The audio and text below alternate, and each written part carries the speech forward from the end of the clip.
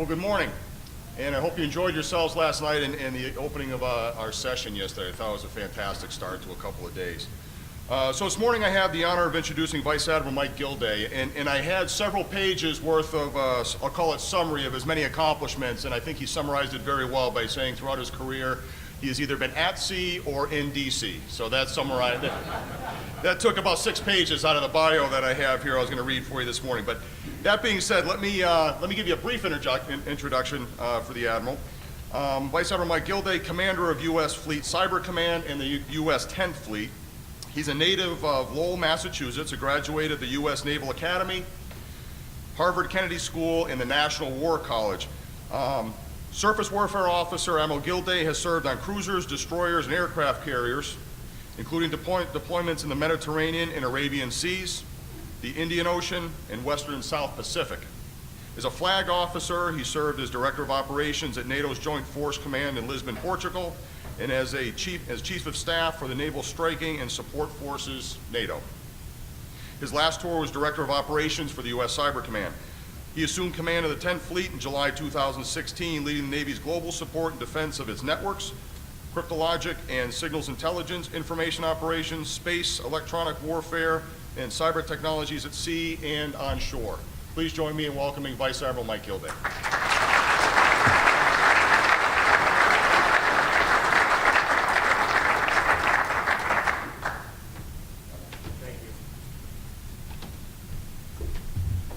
At a normal height. Good morning, everyone. SENEDIA, thanks for having me. This is the first opportunity for me to speak to this group. 2 observations this morning. One is, well, actually, I got in last night, was able to enjoy the reception and met many of you, and I'm struck by the diversity in the crowd, all from the tech industry, but the different companies that you represent, both big and small. A lot of innovative technologies in play in all of those companies. The second, if you haven't been outside yet this morning, the 2 weeks of summer in Newport is over. Officially. I mean that in the nicest kind of way. Newport's a great place, and it's great to be here. It's great to be among friends. I know so many of you have served with many of you, and it's good to see you again. I'm not just going to talk about cyber this morning. I'm going to talk a little bit broader. But I wanted to begin just by talking about some trends.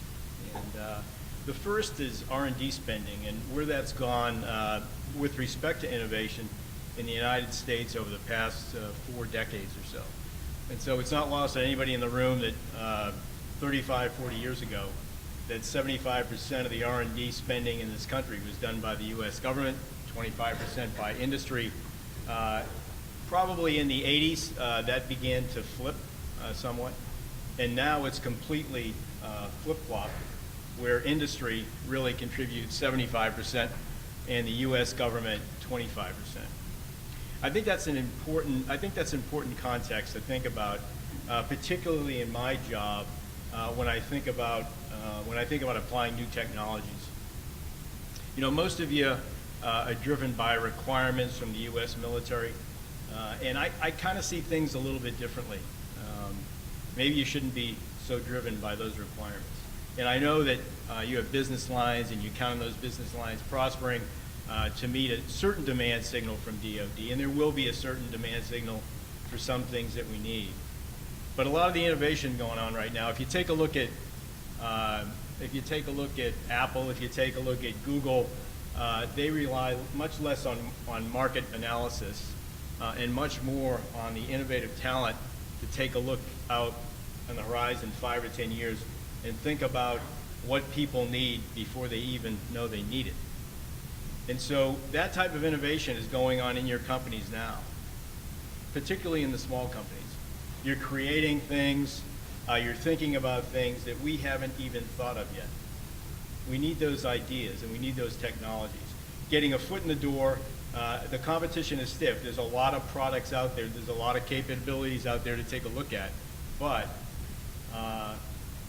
it's not lost on me that the relationship that we have with industry is more important now than it ever has been. And I've said publicly before that I do think in this space, particularly cyber, the electromagnetic spectrum, and space, the best partner that we have is industry. Truly is. because most of the stuff that we're using now, that we're applying in our systems, is dual-use technology. So these are investments that have been made in the commercial sector, and you see, so that's when you see that flip again, whereas U.S. citizens for decades we benefited from R&D that the government has done. There's countless examples of that. That's completely flipped now, and those dual-use technologies can definitely be applied in the same systems that we have on our ships, in our headquarters. So a really good example of that probably is some of the computer network defense technologies that we apply, and the phases that we've gone through in that, right? And we have drafted behind industry the entire way. So, you know, phase one, as I would frame it, in computer network defense has been defense in depth, right? Perimeter defenses, detection, protection, blocking known bads and suspected bad things from getting into your networks.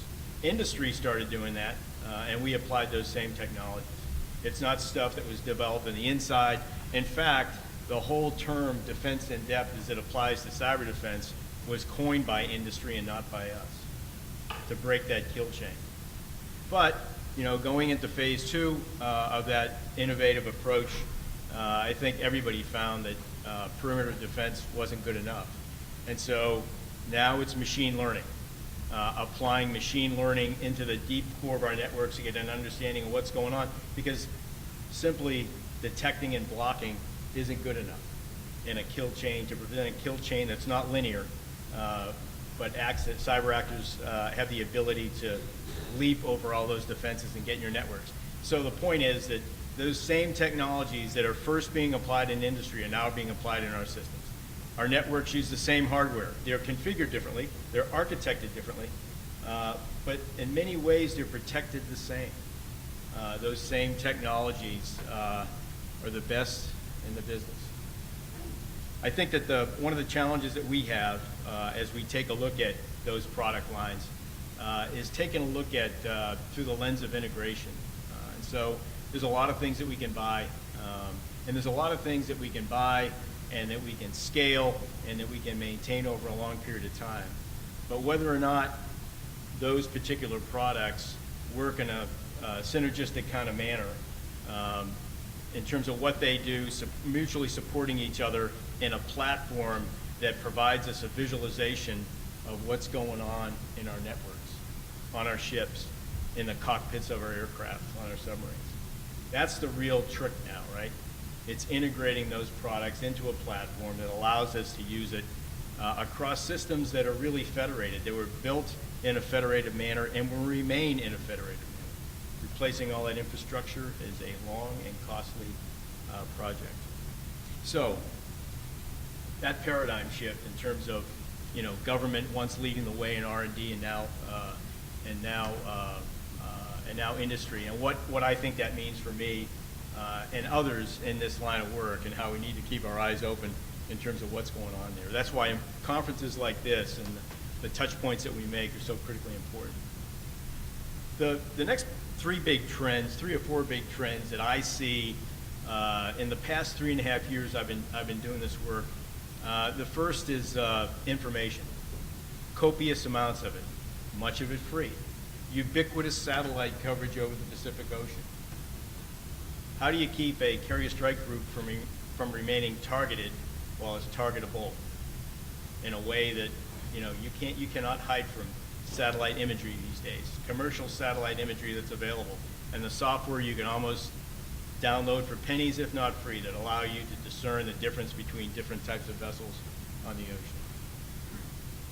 So information is, I'll talk about that a little bit more deeply in a few minutes, is the first trend. The second is computing power. So the availability of cloud computing practically makes that capability infinite. And so we are migrating to the cloud as quickly as we can in terms of our data farms. I see that trend continuing for quite a while. But besides information and computing power, I'd say the next is automation. I talked a little bit about machine learning. I talked a little bit about the next phase, which is, I briefly mentioned artificial intelligence, I think. But obviously, That is the path to the future for us all. And then lastly, changes in the workforce.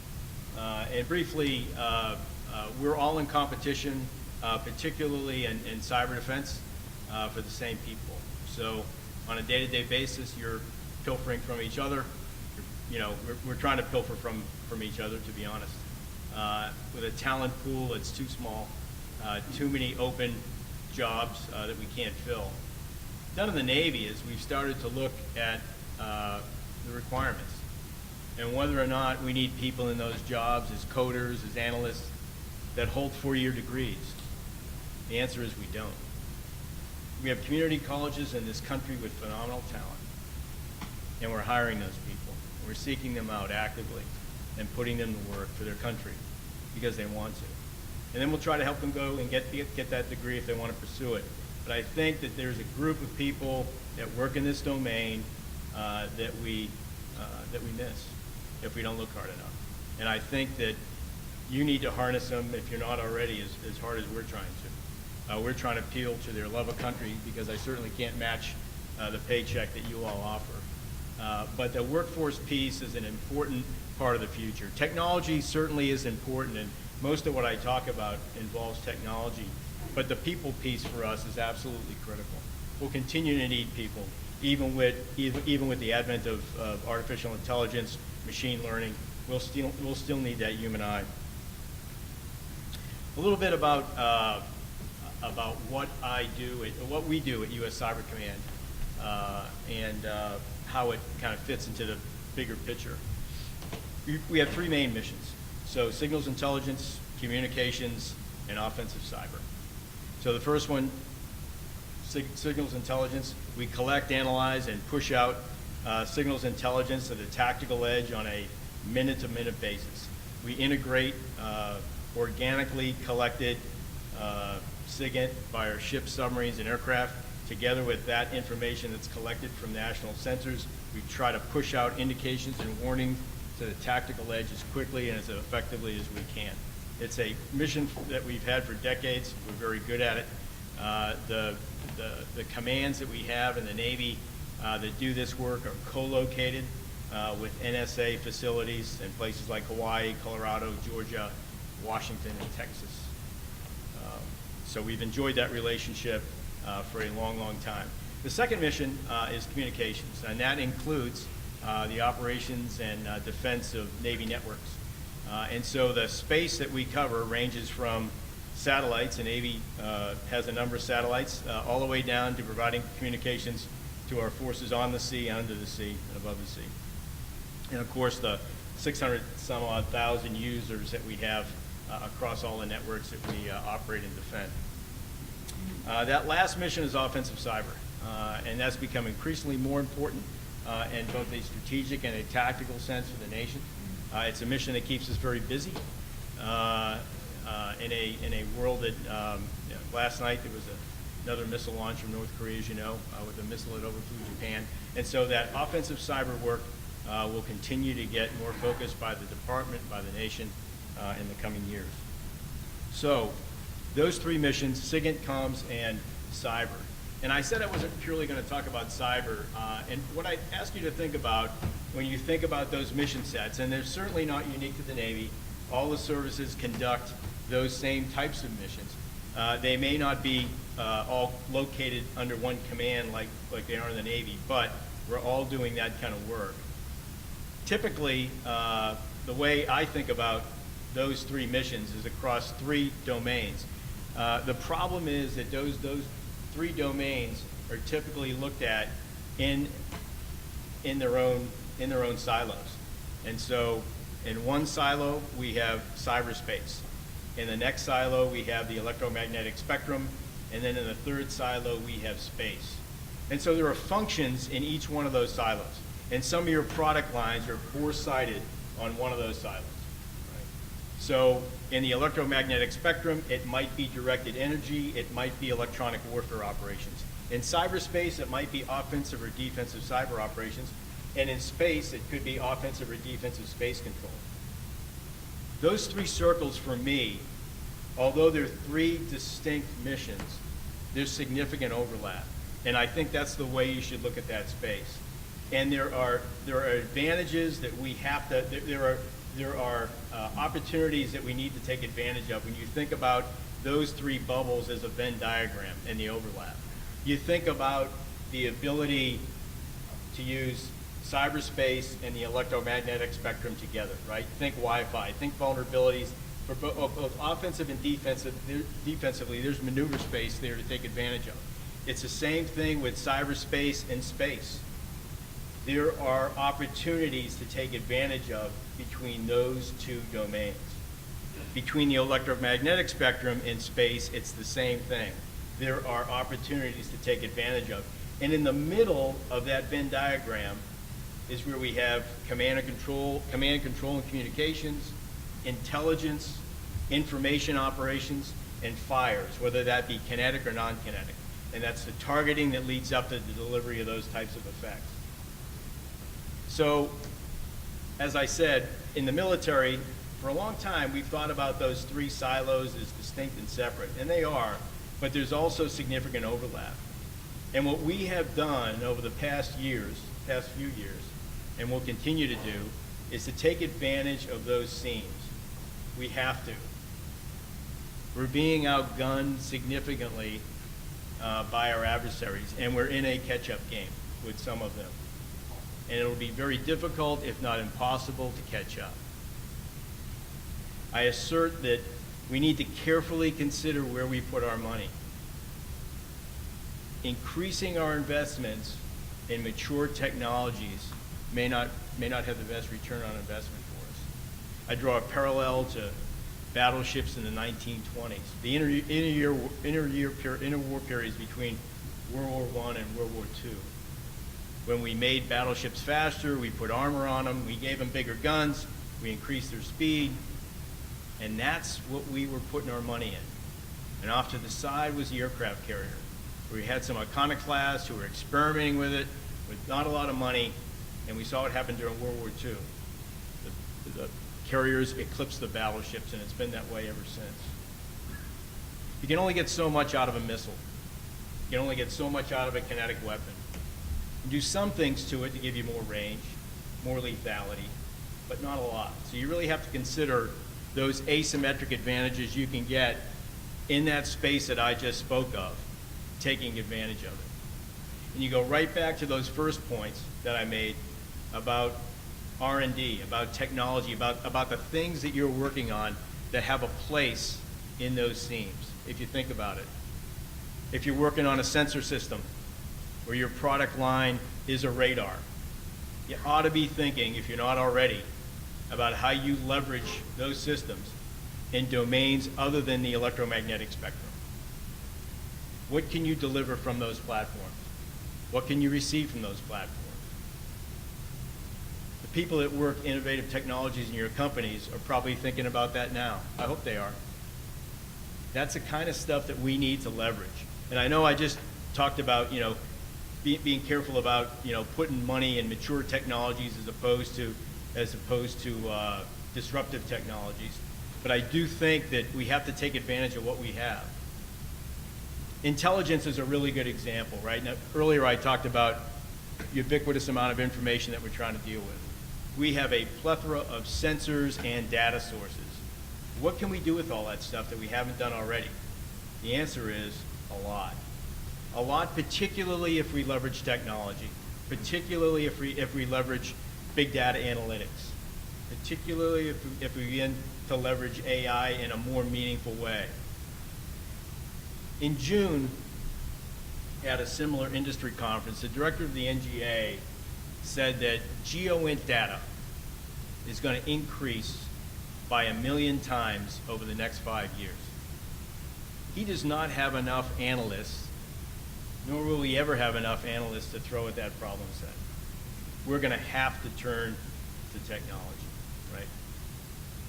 Cyber defense. As important as the workforce is, I'm very conscious about the trades between making more investments in manpower and less in technology against a threat that is more stealthy, that is more lethal, that is more difficult to detect by the day. that has greater capability by the day. You can only put touch labor against those problem sets in a meaningful way for so long. You have to turn to technology. So the investments that we make, as we look at that manpower problem and that technology problem, have to be carefully balanced. We have to be really careful about that, not to jump one way or the other.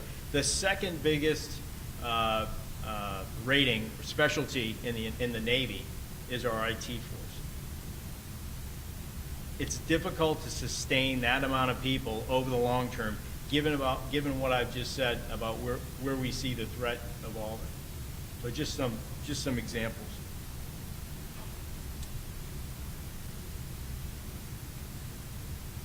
I talked about integration a few minutes, and I want to kind of finish up with that, and then open it up to some questions. I think and I'll take questions from anyone on any topic. I'm happy to do so. Well, in my lane, let me just say that. I'm going to be delving into policy areas that I don't have anything to do with. I mentioned integration earlier, and I think, I'll go back to that challenge that we have at taking a look at so many different latest mousetraps, and which one to make that investment in. We do have gaps that we need to close, but again, I'm looking very, very closely at how industry is closing those same gaps and doing it successfully. Industries are test bed, to be quite honest with you. And I think that much of the work that's done now, experimentation and failure is a lot cheaper than it used to be. There's a 3D printing company out there. It made me think about just that, the fact that we can experiment and we can accept failure better than we had before. And that failure can be looked at as a path and not a wall. And I think that's the age we live in now, where technology changing so fast in cycles that turn so quickly that DoD can't afford to spend 5 or 10 years building something. We got to leverage what's out there, what's going to be out there. Okay, I think you get a sense of where I'm coming from in terms of my perspective, and I would welcome any questions that you might have, or if you want to challenge any assertions that I've made, I'd be happy to defend myself. Please, feel free.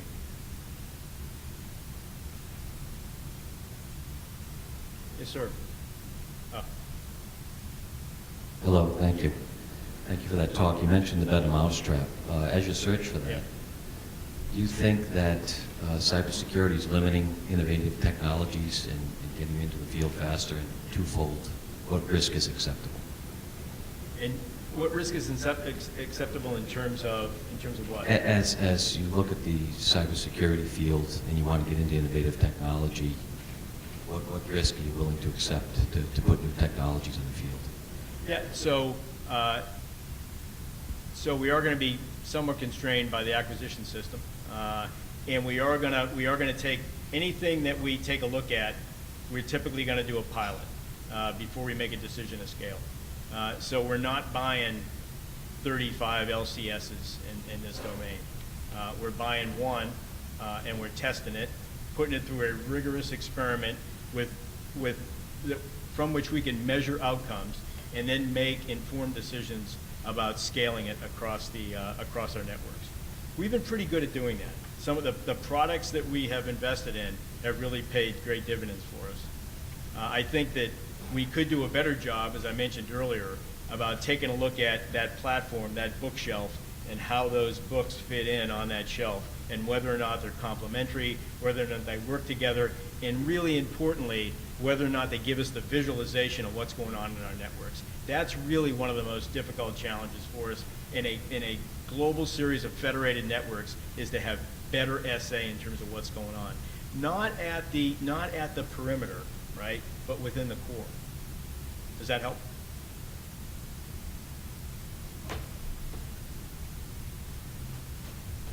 Yes, sir. Mike.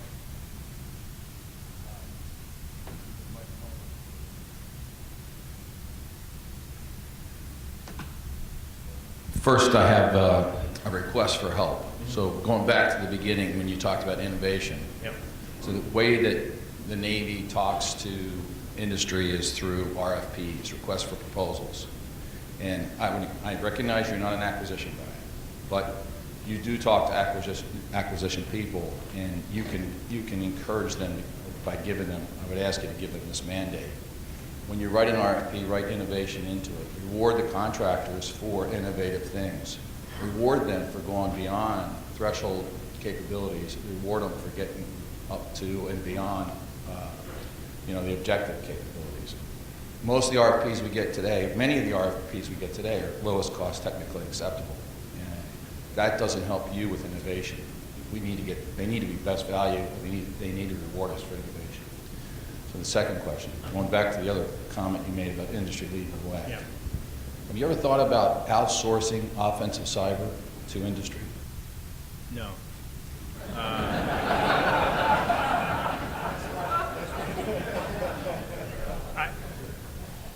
I think that the authorities piece, I think the whole idea of a mercenary force, if you will, is not something that I would endorse. I also think that the authorities inherent with that kind of work, that ultimately, offensive cyber, when you read about offensive cyber in the press, if I could just go off on this for just a moment, there are typically complaints about the fact that we're lagging this country or we're lagging that country.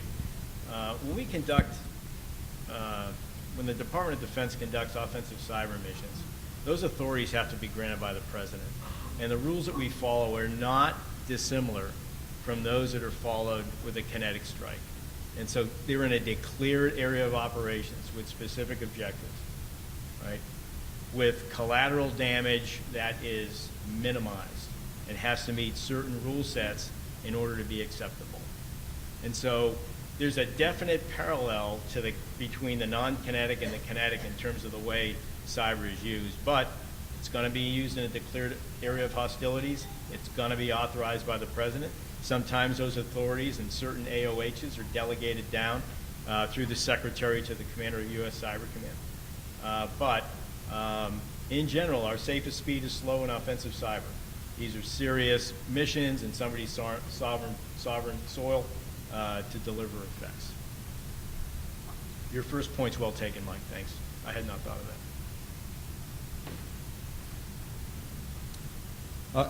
Admiral, you had pointed out the shift that's occurred in R&D spending, where it's gone from the public to the private sector.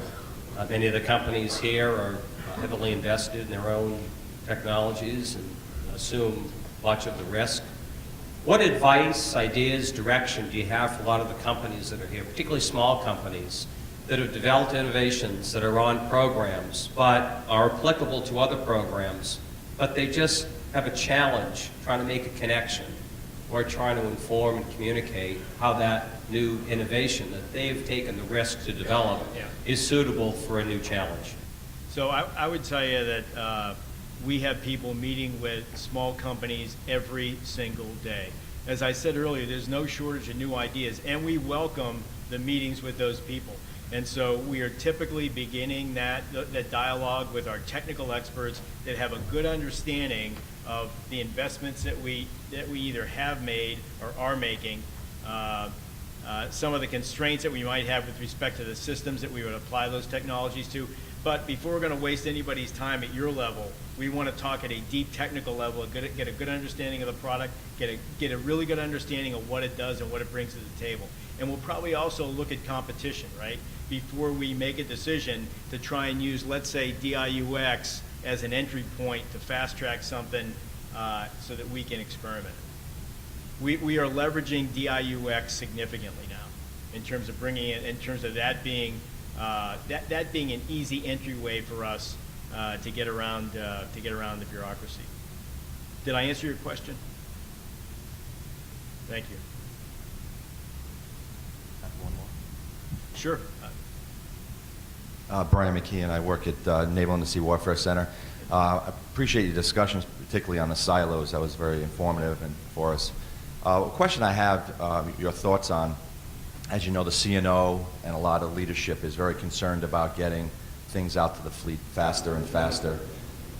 your area particularly worries me for sure. I'm sure everybody in this room and you more than anybody else probably losing sleep on it. Do you have any ideas of where you're going to go in so you're getting technology out to the fleet faster than we maybe have done in the past, or lessons learned, or what you're trying to do just for our perspective? So Mike mentioned a few minutes ago, the rules that we have in place are really self-limiting, right? They're a rule set that was designed in terms of acquiring things that the foundation for that was laid decades ago, and it has not kept pace with the current environment. So all that stuff that I talked about, what I didn't talk about is the system in which we live in that really self-limits us to moving at the speed that we need to move at to field that stuff, to your point. I don't have an easy answer for that. I would recommend that those questions be asked to the senators and congressmen that follow me, and those types of changes are, one day legislated to move things along quicker. And I got the fact that, there are reasons written in blood on why things are the way they are, but there has to be trades at some point. The system is not going to be perfect to protect us from every problem. So I just think that the rules need to be a little bit easier to contend with in order to field stuff faster. It's a competitive edge that we're losing if we don't, and I think that's the main point to make to people who are in a position to change things, and to help you, and to help you help us. Yes, sir.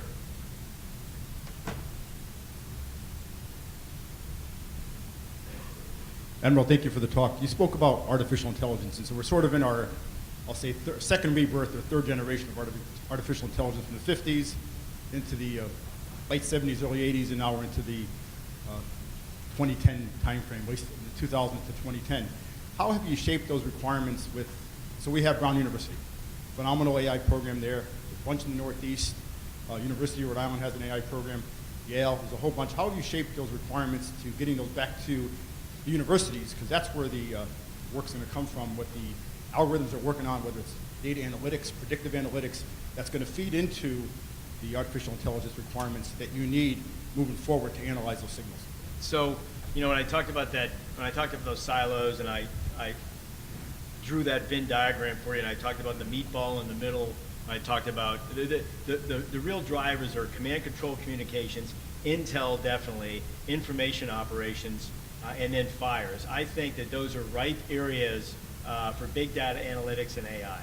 And so, we are at the beginning stages of leveraging that. And again, there are applications of AI that we're watching in industry that are definitely applicable to us with different data sets. As the CNO last year stood up the Digital Warfare Office in OPNAV to get at this very problem set. How do we, not just in warfighting, but you're beginning to see it in our personnel programs, right, where we're beginning to leverage data analytics to bring in, I can't even tell you how many different applications we have in the military personnel system to essentially, create a one-stop shopping-like environment using data analytics. So I think that, where I would focus first is those areas that I just mentioned. I think that if you talk to us, there are, I mentioned the GeoInt, million times more data. There are 100 different examples of that in the military, and how we can leverage AI. The degree to which we leverage it in terms of a human to machine interface, in terms of controls, that's a different problem set that we can deal with. But I do think we have to leverage the technology more. Ken. Admiral, good morning, and thanks for being here. My question is, in what way, as the 10th Fleet Commander, in what way are the technology and capability needs distinct, or maybe even unique, for your platforms and the missions that the fleet does, as opposed to Army, Air Force, DOD, Homeland Security? And in what ways can you leverage those kind of non-fleet capabilities? Yeah. I would tell you that there are not a lot of differences between U.S. 10th Fleet and the other services in terms of the problem sets that we have. In fact, what we need to do more of is leverage the work that we're all doing, sometimes with the same company. So we all just recently made investments with one company for the same product, and we didn't talk to each other. So how did that happen? And when we finally did realize that we were all piloting and experimenting, I mean, we did trade notes at that time. By that point, we're already cutting contracts. So there are a lot of examples of technologies that, and we are getting better at talking to each other. We're being forced to. We need to. But we all have the same. We all seem to have the same challenges, and we all definitely have the same challenges in those silos that I talked about in terms of warfighting. In terms of network defense, in terms of offensive cyber, EW, the Army's really coming online. And so we're seeing different applications and really good ideas in the other services that we're ripping them off as fast as we can. Yes, ma'am. Hi, good morning, Admiral. Are more advances being made to expand communications abilities and constrain communications environments, specifically with joint forces deployed ashore and strategic allies worldwide? Yeah, I'm not sure I understand the question. Can you tell me can you summarize the key issue? Yes. So if we're turning off SHF in order to maintain tactical significance in certain areas, especially in the Pacific theater, are we expanding other communications to ensure that communications spread, especially with joint partners, with our joint partners ashore and our partner nation allies? Yeah. So this is really about how we operate in a comms degraded or comms denied environment, and whether that decision is made by us intentionally, or whether it's made by the adversary, or if it's just a casualty to equipment and we end up losing capability. I will tell you that is a core competency that we train to and that we exercise on a daily basis. So we are practicing major IP services ships in a very grand scale like we've never done before, and are trying to do it at speed. For example, satellite ships are things that we do every day. Doing them on a big scale in a casualty-like scenario are things that we're training to now, that are actually that are baked into all the exercises that we do in the Navy and in the Joint Force. So it has been for a while part of the way we operate. The trick there, and for those of you that have served, you understand this, is that many times commanders are a bit hesitant to experiment with communications in an area of operations where they have stuff going on a day-to-day basis. But you have some commanders that are leading the way. Guys like Admiral Swift, right? He's put out his Swift signals about operating on commander's intent, mission command, right? Operating in a comms denied environment. He is gladly accepting those types of exercises very often. Admiral, thank you very much for your attendance and comments. I'm here as a vendor, but I was inspired by some of your comments and questions from the audience, because my other hat is a department chair for a cyber forensic program at our hometown university here in Newport, South Virginia University. I'd like some guidance and some suggestions on how we at Salve and the other great schools here in Rhode Island can more efficiently help to fill that pipeline of credentialed, educated, talented patriots that want to join the Navy and other branches of service. For example, we've had some young ladies in the ROTC program with graduate degrees and various credentials, and in one case I know of this past year, she was assigned to artillery. And so I know there's a demand for your cyber workforce, and any guidance that you can give either directly or offline to the audience on how we can channel those great students from these great institutions in Rhode Island into the Navy and other branches of service would be appreciated. Thanks. Did I mention we're trying to work on the military personnel system? Those things do happen from time to time.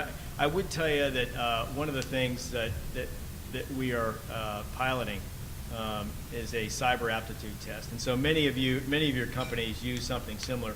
We've developed our own, and so as many of you know, we give everybody that comes into the military a language battery test called the DLAB, the Defense Language Aptitude Battery.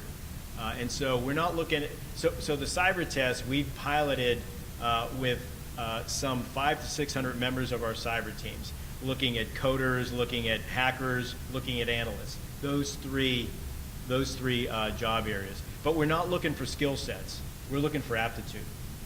You know, as you probably read in the press, musicians seem to have a certain, you know, affinity for this kind of work. And so there are people out there that are joining the force. They might be joining as an artillery officer that we need to identify. And we need, so we're getting talent we don't even know about, obviously, and we're going to try and take better advantage of it.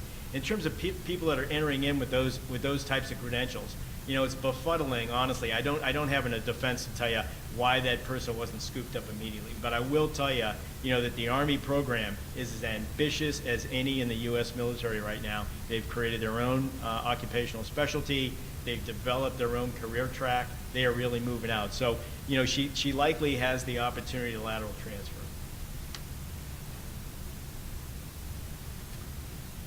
Okay. Paul, I think that's it. Oh, sir.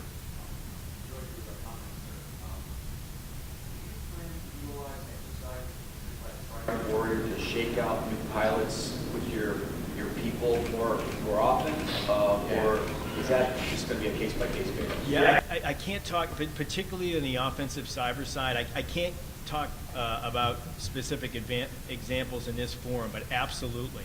And learning from those failures. Sometimes they work great, sometimes they don't.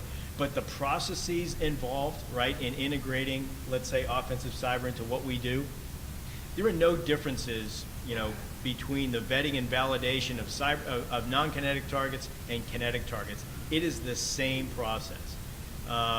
The way that those missions are fragged or kind of teed up for execution. So many of you who have served are familiar with the air tasking order. That's where those missions get promulgated. We have a cyber tasking order that lays out those missions by time, or if it's an on-call mission, it states that. So we're trying to, in cyber, what we're trying to do is we're trying to normalize it in the language that we use, in the joint processes that we apply to it. Because typically, when I mention those mission sets that I have, SIGINT, comms, and offensive cyber, the way people in the military, and for those that have served, you'll recognize this. The way that people typically look at those specialties in our service is they look at it as a service and not a warfighting function. Part of the drumbeat that I've been on for the past year that I've been in this job is to better integrate what we do into the rest of the United States Navy, not as a service, right? So, but as a warfighting function. So in your mind's eye, when we talk about offensive cyber, what does a commander want? A commander out there wants me to run up with a black bag that I open up and I've got a bag of tricks and I can provide offensive cyber. No. There's an investment that needs to be made by that commander in terms of defining his requirements, integrating it into his campaign, and working very closely with us as we refine that particular target for an operation. So it's not me running up with a black bag. It's not, you know, it's not never-ending comms, right? And it's not never-ending intel. They're based on discrete requirements that are driven by those operational commanders. I can't read their minds. They have to treat this like a warfighting function, and they are getting better at that. So the people that do this work no longer, you know, can no longer be comfortable with sitting in the back row of a war room when the discussion's being had. They need to be at the table. For all those reasons that I mentioned that are obvious in this invisible battle space that we're sub-optimizing. So, end of rant.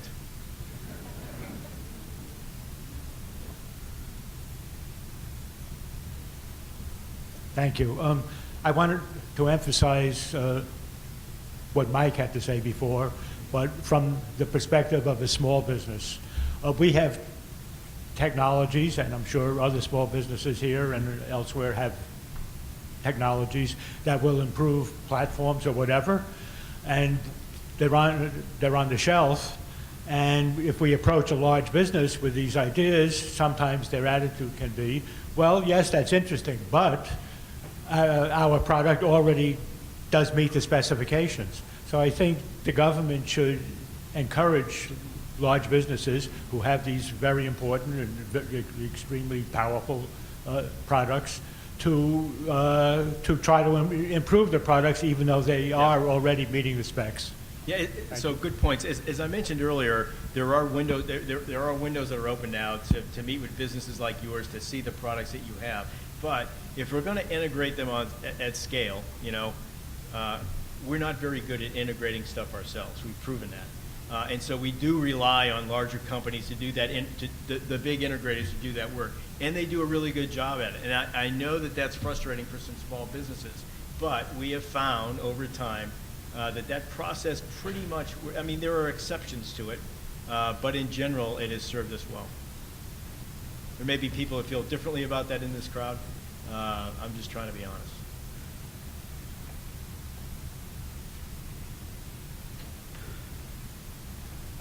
Paul, I think we got one more. Yeah.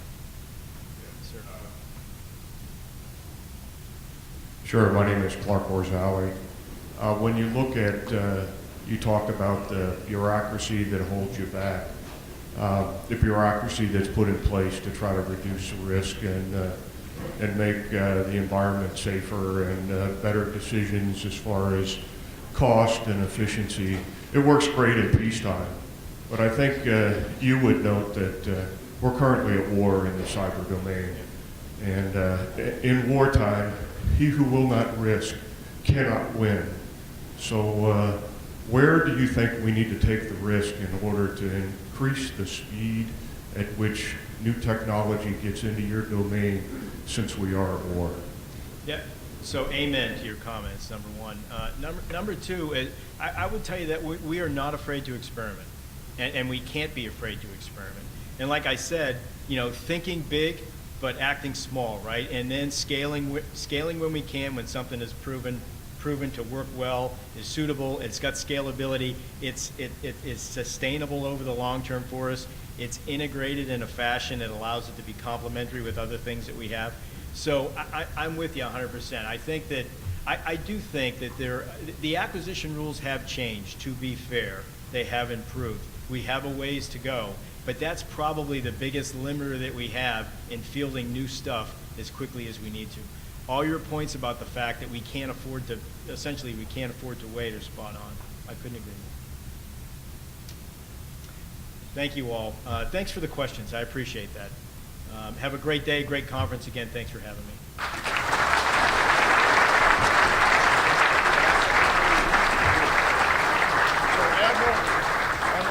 Remarks this morning. I appreciate your time and continued support of SENEDIA. And certainly thank you for your leadership, and I'll let you do. On behalf of SENEDIA, I'd like to present you with a SENEDIA coin. Thank you. Thank you, sir, and again, thank you very much for your continued support.